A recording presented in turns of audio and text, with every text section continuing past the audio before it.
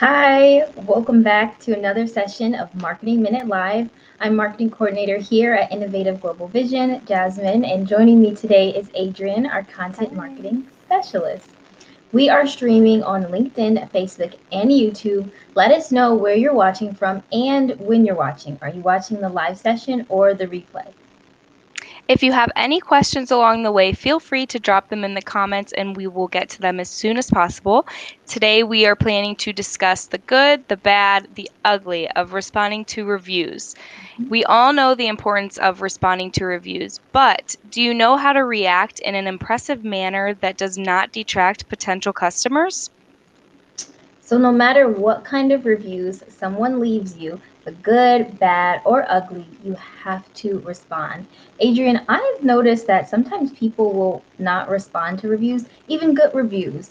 And when you think about it, it's kind of like someone gives you a compliment and you just ignore them. That's how it can be if you don't respond to a good review. Yeah. But on the flip side, responding to good reviews help you to remain credible and shows that you actually appreciate the time that the customer took to leave that review. Yep.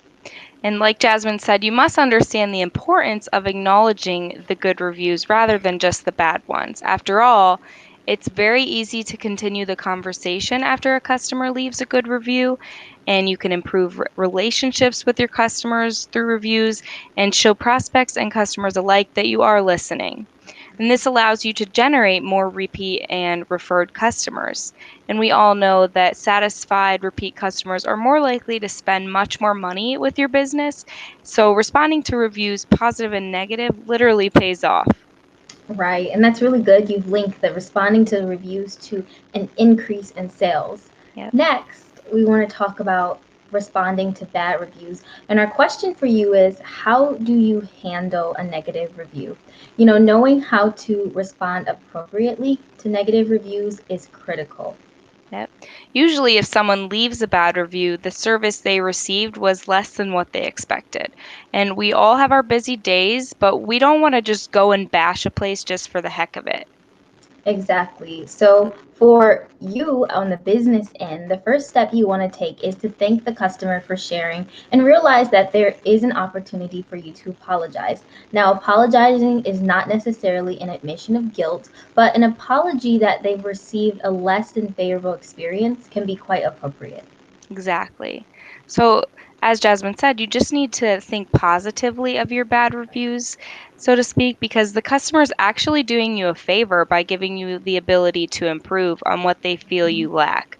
Of course, it might hurt the ego a little bit, but if you apply the feedback they give you instead of looking for excuses for why their feedback is wrong, you can focus on precisely what they are saying and run with that opportunity to shine and improve in the future.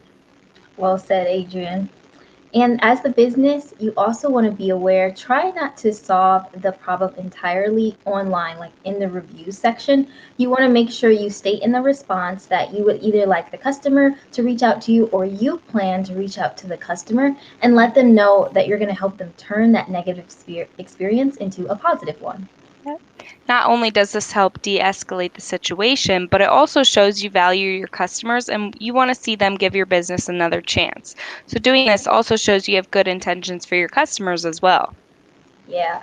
Now, moving on to the ugly. Our question to you is, have you ever experienced what we're calling an ugly review, and how did you handle it? An ugly review typically happens when someone who is usually a competitor disguises themselves as a customer to bring your rating down. So the action in itself is ugly. Yeah, and the first step to responding to this ugly review is to make sure that you respond promptly but maintain a polite and professional attitude. I understand that it can be frustrating, even can make you angry to see either a fake review or a review that doesn't match up with your database or the experience that you're providing with your customers. But these reviews are public and to or visible to the public and can make or break your company. So responding to them is the first solution to handling the problem. Yep.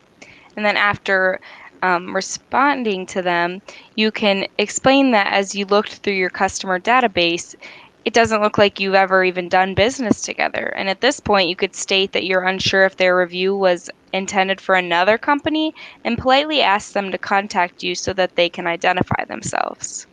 Yep. And we can see that in the example that we have here. The wording on this example of a response that you can do is very nice. We say, we are unable to verify any information that you've described, we can't find your name in the database. By doing this, you're making it clear that you have no records of doing business with this person. And then once you make this prompt response, you can flag them. Now, there's no guarantee that Google will remove it. However, at least your potential customers, they have a good chance of seeing that this was probably a false review thanks to the response that you left, and they won't pay much attention to it. Yep. Unfortunately, what this does mean is that you have to do your work on continuing to build reviews for your business because just one ugly review could bring down your rating. Yes. In addition, there's no harm in addition, um, when we'll also provide a link for you to listen to our Marketing Minute live sessions from the last couple weeks because we talk about building reviews, maintaining reviews, and so on. Yep. And know that there's no harm in doing your research to learn how to respond to the good, bad, and ugly reviews, aside from what we have shared with you today. Understanding how to respond to your review section can help build your brand, and responding to all your comments, whether they're good, bad, or ugly, can really give you the power of response. Yep. So, one last tip we have for you today is to make sure that the response that you give to positive or negative reviews is genuine and unique for each customer. You want to ensure that you are individualizing your reply so that people can see you value their feedback and aren't just repeating yourself for each response. Exactly. And we have an example of this. This was a review left on our Google page. And in our response for this review, we thanked the customer for the enjoying doing business with them. But we also mentioned something that was very particular to this web project, which was generating leads. So in this response, we've made it tailored towards the experience that we had with that customer. And like Adrian said, it's genuine and it shows that we did really value the experience we had with them. Right. So if you have any further questions, please don't hesitate to reach out to us as we are always here for your marketing needs and we would love to set up a marketing consultation at any time to assist you with becoming a better marketer.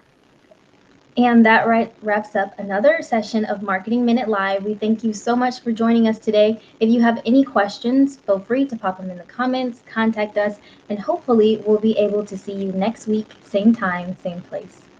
Bye. Bye.